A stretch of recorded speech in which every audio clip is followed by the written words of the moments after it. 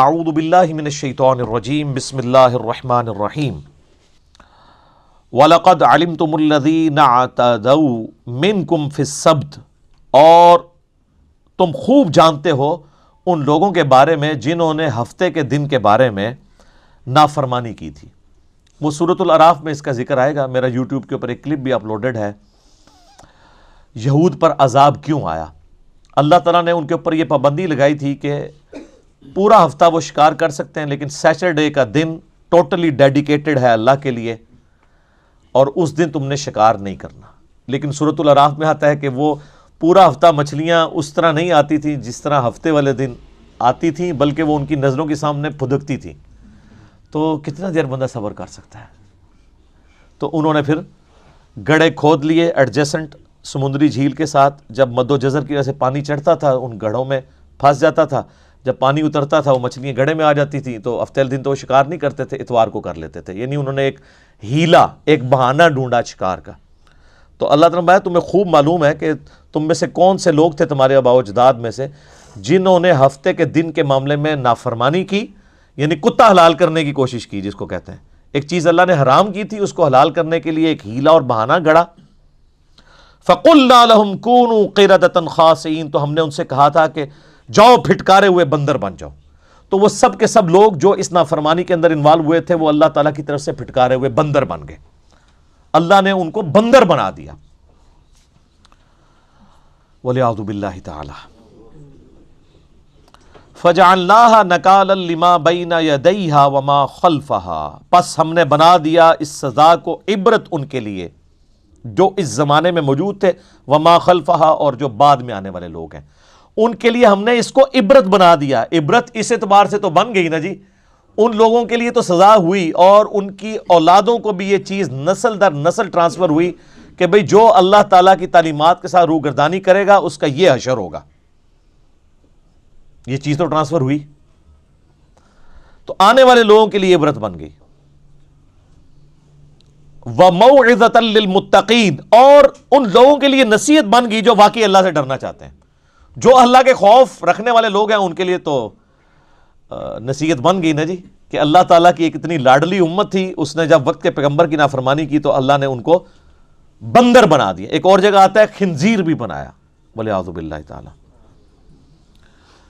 تو یہ universal truth آیا کہ اللہ کی نافرمانی کے سبب اللہ تعالیٰ نے ان کی شکلیں بگاڑ دی۔ وَإِذْ قَالَ مُوسَىٰ لِقَوْمِهِ، اور وہ وقت بھی یاد کرو جب موسیٰ علیہ السلام نے اپنی قوم سے کہا، ان اللہ یأمرکم ان تذبحوا بقرہ، کہ بے شک اللہ نے تمہیں حکم دیا ہے کہ تم ذبح کرو گائے کو۔ اب یہ وہ گائے والا واقعہ بڑا مشہور آ رہا ہے جس کی وجہ سے اس سورت کا نام بھی سورۃ البقرہ ہے۔ بقرہ عربی میں کہتے ہیں گائے کو، اور یہ یہاں سے آپ کو بنی اسرائیل کی ایک نیچر کا پتہ چلے گا کہ ان کے اندر کس قسم کی خرابیاں موجود تھیں، جس کو ہم پنجابی میں کہتے ہیں دل بے ایمان تے اجتا ٹیر۔ اگر آپ کا دل بے ایمانی پہ اترا ہوا ہے، بات ماننے کے لیے آپ تیار نہیں ہیں، تو آپ بڑے جھوٹے ایکسکیوزز بھی ڈیوائز کریں گے کہ جس کی وجہ سے آپ اللہ تعالیٰ کی شریعت کے معاملے میں کوئی بھگوڑا پن اختیار کر سکیں۔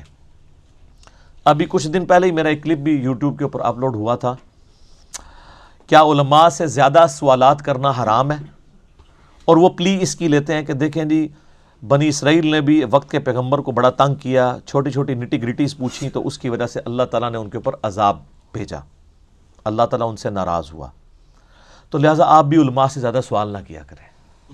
تو میں نے بتایا کہ بالکل یہ اسی طریقے سے جیسے ہم پوچھتے ہیں تراویح کتنی ہے، کہتے ہیں تراوی تو 20 ہوگی، وی پنجابی والا لا لیتے ہیں۔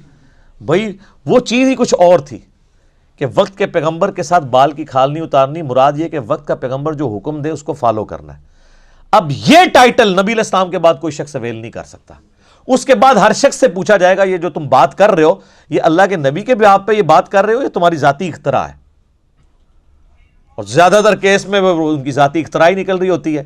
اور اسی وجہ سے چونکہ وہ ڈرتے ہیں کہ ہماری بات قرآن و سنت سے ثابت نہیں ہوتی، لہٰذا وہ بہانہ کرتے ہیں کہ یار سوال پوچھنا ہی حرام ہے، اور الٹا گستاخ کہنا شروع کر دیں گے، مفتی صاحب سے بات کرنے کی تمیز نہیں ہے، اور چونکہ جاہل ہوتے ہیں ان کو ان معاملات کا پتہ نہیں ہوتا۔ تو میں نے پھر پورا اس کا اپروپریٹ آنسر دیا تھا، اور میں نے قرآن و سنت سے کئی دلائل سامنے رکھے ہیں، وہ یوٹیوب پہ ضرور کلپ میرا دیکھیں۔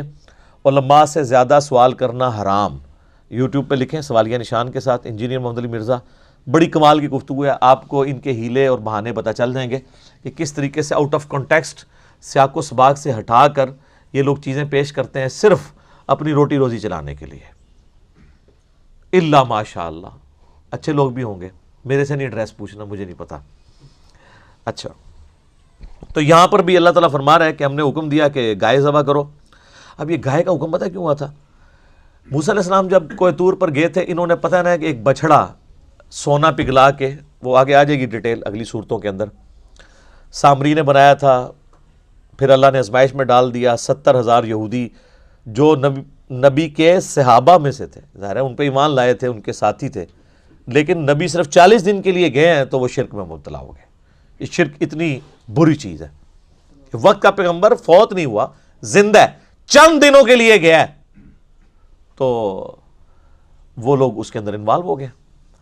اب وہ چونکہ بچڑا بنایا تھا تو اللہ تعالیٰ نے ان کے دل سے بچڑے کی محبت نکالنی تھی، گائے کی محبت نکالنی تھی، تو ان کو حکم دیا کہ گائے کو ہی قربان کرو۔ یہ آپ کو حج اور عمرے کے موقع پہ بال کیوں منڈوائے جاتے ہیں؟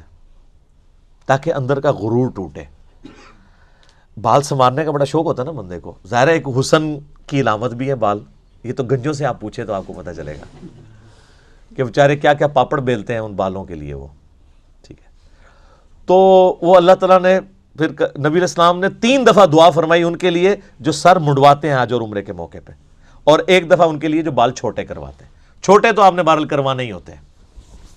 اچھا، اب یہاں پر ان کو گائے کی قربانی کا حکم ہوا، تو آپ دیکھیں کہ پیغمبر کے ساتھ گفتگو کس طریقے سے یہ لوگ کر رہے ہیں۔